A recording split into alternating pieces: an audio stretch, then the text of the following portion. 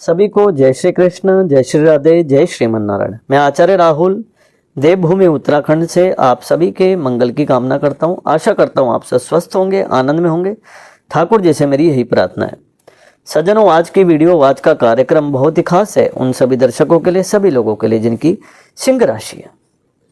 आज की वीडियो सिंह राशि वालों के लिए इसलिए भी इतनी खास है क्योंकि आज की वीडियो में हम बात करने वाले मायावी राहु अपने ही नक्षत्र शतभिषा नक्षत्र में गोचर कर रहे हैं, जो कि 1 अगस्त तक अपने ही नक्षत्र में विशेष प्रभावशाली समय लेके आ रहे हैं सिंह राशि वालों के लिए।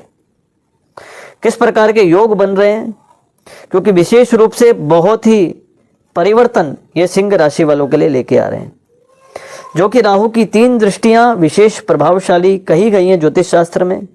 उन दृष्टियों का क्या फल सिंह राशि वालों को मिलने वाला है। सबसे पहले आपका चार्ट आगे लगा है, सिंह राशि चार्ट की ओर देखिए। और सबसे पहले हम ये समझ लेते हैं राहु आपके कौन से भाव में गोचर कर रहे हैं और वो 3 दृष्टियों से किन किन भावों को देखने वाले हैं। तो देखिए, सिंह राशि राहु आपकी कुंडली के 7th हाउस में, कुंडली के 7th भाव में गोचर कर रहे हैं। यहाँ से राहु की 3 दृष्टियां, जो मुख्य दृष्टियां होती हैं, पंचम, सप्तम और नवम, यानी कि 5वीं, 7वीं और 9वीं। 5वीं दृष्टि राहु की कुंडली की लाभ भाव में पड़ेगी, यानी कि कुंडली के एकादश भाव में पड़ेगी। इसी प्रकार राहु की 7वीं दृष्टि कुंडली के लग्न पे, यानी कि 1st हाउस में पड़ रही है। और 9वीं दृष्टि कुंडली के पराक्रम भाव में पड़ रही है। अब देखिए, सबसे पहले बात कर लेते हैं कुंडली का 7वां भाव जिसमें राहु गोचर कर रहे हैं। 7वें भाव में जब भी राहु गोचर करते हैं तो ध्यान रखिए, राहु जहां पे भी बैठेंगे मल्टीपल देंगे, जहां पे भी देखेंगे मल्टीपल देंगे, क्योंकि राहु के पास सर है, नीचे का धड़ नहीं है। यानी कि सोचने की क्षमता, करने की क्षमता राहु के पास बहुत ही अधिक है। इसलिए राहु को मायावी भी कहा गया है, क्योंकि एक साथ कई सारे कार्य अपने दिमाग के द्वारा राहु कर सकता है। एक कहावत आपने सुनी होगी, उससे ही मैं शुरुआत करता हूं। देखिए, जो काम ताकत से नहीं किया जा सकता वो काम दिमाग से किया जा सकता है। इसलिए जरूरी नहीं है कि हमें सब जगह ताकत का ही इस्तेमाल करना हो। बड़े बड़े युद्ध केवल रणनीति और दिमाग के द्वारा जीते गए हैं, ये इतिहास में लिखा हुआ है। तो सबसे पहले देखिए, 7वें भाव में जब भी राहु बैठता है तो ये रिलेशनशिप में बहुत बड़ा इफेक्ट डालता है। लेकिन राहु के पास दिमाग है तो ऐसा व्यक्ति अपने दिमाग से सब कुछ हैंडल कर सकता है। जितने भी सिंह राशि वाले हैं मुझे समझ पा रहे होंगे शायद। राहु की 7वें भाव में गोचर करने से कुछ गलत नहीं है। कई लोग इसे गलत समझ लेते हैं, लेकिन इसको इस तरीके से समझो, जब 7वें भाव में राहु बैठेगा तो व्यक्ति के दिमाग को ऐसा शातिर बना देगा कि वो अपनी मैरिड लाइफ, हर रिश्ते को बचा लेगा, टूटते टूटते भी बचा लेगा, सेफ हो जाएगा वो। कहीं ना कहीं राहु का 7वें भाव में बैठने का मतलब है सेफ जोन में ऐसा व्यक्ति बैटिंग करता है पर सेफ जोन में करता है, अपने आप को बचाते हुए। तो ये कहीं ना कहीं अच्छा ही है। इसी के साथ साथ पंचम दृष्टि राहु की सीधे लाभ भाव में पड़ रही है। एकादशे सर्वलाभो द्वादशम केवलम क्षति। एकादश भाव लाभ का भाव माना जाता है और ये ज्योतिष शास्त्र में बहुत ही महत्वपूर्ण भाव है, जिससे व्यक्ति कमा तो बहुत रहा है लेकिन बचत कुछ नहीं है, मेहनत बहुत कर रहा है लेकिन लाभ कुछ नहीं हो रहा है।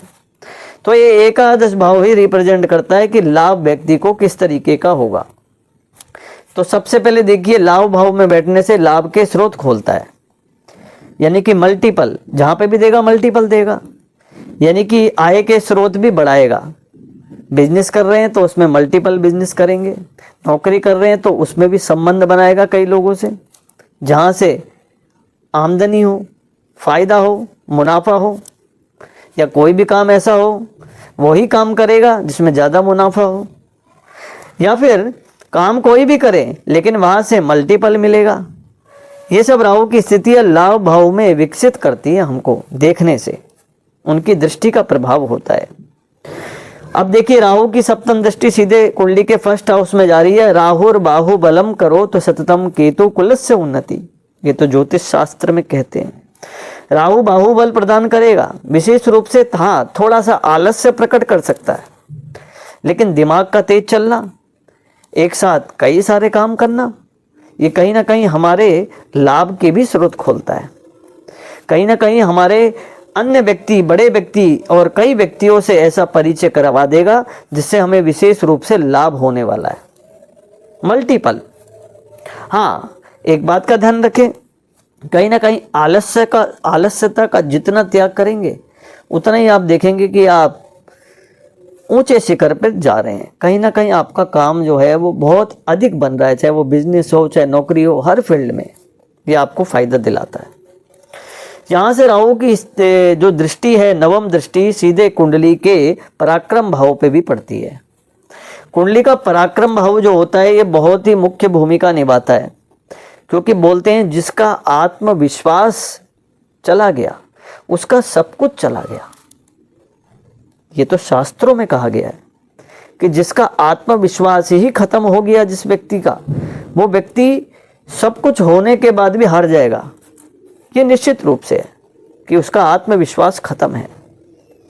तो विशेष रूप से लीडरशिप के गुण, पराक्रम वृद्धि के गुण, शत्रुओं से कैसे विजय प्राप्त करनी है, चाहे वो रणभूमि में हो, चाहे वो कर्म भूमि में हो, चाहे वो बिजनेस में हो, व्यापार में हो, नौकरी में हो, चाहे फिर वो परिवार में हो। उग्र स्वभाव देता है, वाणी में कटुता, कोई शब्दावली गलत तरीके का प्रयोग करना, इस तरीके की वाचाल शक्ति भी प्रदान करता है, लेकिन ये कहीं ना कहीं हमारे अहित के लिए भी हो जाती है, इसलिए क्रोध का त्याग करना चाहिए।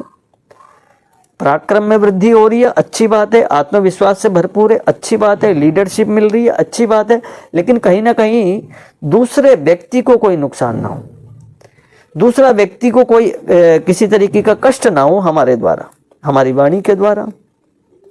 इस तरीके का व्यवहार ये भी बनाना परम आवश्यक होता है। इसलिए विशेष रूप से पराक्रम में वृद्धि करेगा और शत्रु विध्वंसक योग तो निर्मित होता ही है, शत्रु परास्त होंगे। पराक्रम अच्छा है, लीडरशिप अच्छी है, तो दूसरा व्यक्ति वैसे ही भयभीत हो जाता है आपके पराक्रम को देख के। तो विशेष रूप से बढ़ोतरी के बहुत अच्छे शुभ अवसर आपके लिए राहु 1 अगस्त तक के बहुत ही शुभ योग आपके लिए निर्मित हो रहे हैं सिंह राशि वालों के लिए। ये 4 बातें जो मैं बता रहा हूं इसको नोट कर लीजिए। सिंह राशि जिनकी भी कुंडली बनी है, सबसे पहली बात, आपके कुंडली में राहु के साथ बृहस्पति तो नहीं बैठा, इसे गुरु चंडाल दोष कहते हैं। दूसरा ये देखिए कि आपके कुंडली में सूर्य के साथ राहु तो नहीं बैठा, इसे सूर्य ग्रहण दोष कहते हैं। तीसरा ये देखिए आपकी कुंडली में चंद्रमा के साथ राहु तो नहीं बैठा, इसे चंद्र ग्रहण दोष कहते हैं। और राहु केतु के एक तरफ जब कुंडली में सारे ग्रह विद्यमान हो जाते हैं, इसे पूर्ण काल सर्प दोष कहा जाता है। इन चारों दोषों में से एक भी दोष यदि आपकी कुंडली में बन रहा है तो उसके विधि विधान से पूजन जरूर कराएं, क्योंकि इन दोषों के कारण जीवन में अकारण संकट और संघर्ष उत्पन्न होगा। फिर आप सोचेंगे मैं मेहनत कर रहा हूं, मुझे सफलता क्यों नहीं मिल रही है। तो 2 उपाय सिंह राशि वाले जरूर फॉलो करें, क्योंकि शनि की ढैया भी चल रही है। प्रतिदिन भगवान शिव को जल अर्पित करें, उनका रुद्राभिषेक करें। और दूसरा, आपकी राशि के स्वामी सूर्य देव बनते हैं, जो ग्रहों के राजा भी हैं और आपकी भी राशि के स्वामी हैं। तो प्रतिदिन भगवान सूर्य को अर्घ्य देना ना भूलें। आशा करता हूँ मेरी बात आपको समझ में आई होगी। तब तक के लिए बने रहिए दोस्तों, मिलता हूँ नेक्स्ट वीडियो में। जय श्री कृष्ण, जय श्री